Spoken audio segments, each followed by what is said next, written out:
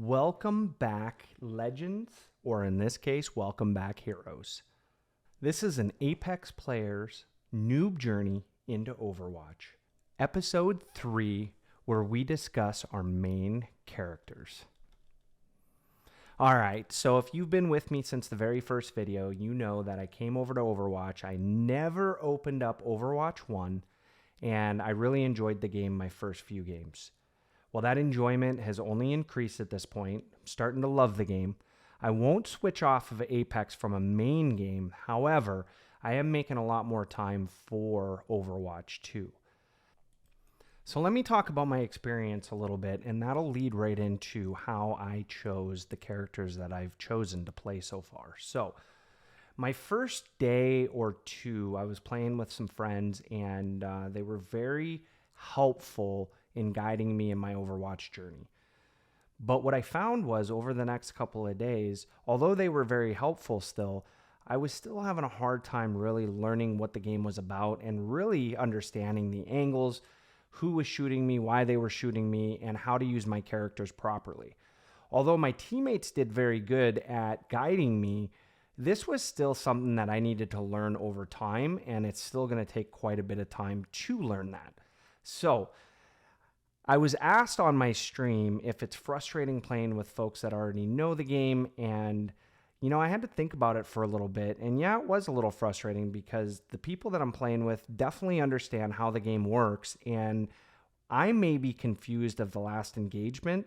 They've already moved on to the next one, right? So, and that's on me. I need to go back. I need to watch my clips, which I do, to see how exactly did I put myself into that position. And sometimes that can get real frustrating in game. So I started to solo queue a little bit, and my goal is to get my 50 wins so I can enter ranked. And I will definitely do a good job of doing a video journal of that for you folks so you can see what my journey looks like, right? But along the way, I started to think, should I start playing some other characters so maybe I can be more of a benefit to our team? And it started out with my son, who started playing Lucio and really enjoyed it. So I decided to try it as well. And what I found was the movement was very similar to Apex, right? And I guess you could make an argument as Apex is a very similar movement to Lucio. You have the wall bounces, which I haven't mastered yet because you can scale walls. I didn't know that. And then a lot of the aim is very basic when you're shooting. And same with the healing. The healing's very easy as long as you're in proximity, right? A couple of things that I needed to learn was to shoot my heals, to do a little bit better job with getting the orb to my tank or somebody that's in need. And that took me probably 4 or 5 games to figure out as well. However, along the way, I started feeling a little bit more comfortable playing the character, and I felt like I was doing a service to my team, especially in the solo queues where I found that the skill level is a little bit closer to mine. I found that I was having games that were over 10K heals, and my highest game was 15K heals, right? And I think that game I had 17 kills as well, so I had a pretty good DPS ratio to my healing. And it was the first time that I really felt like I was starting to make an impact on this game. Now, again, I am a noob or a bot, whatever you want to call me when I'm playing Overwatch. I've got 14 hours in the game, so by no means do I think that I'm going to jump into higher level lobbies and make a big impact like I might be able to do in the lower level lobbies. However, playing with folks at my skill level is definitely giving me the training and the confidence that I need to continue to play this game. So I ask you, heroes, what is a good mixture of DPS and healing when you're using Lucio as a character?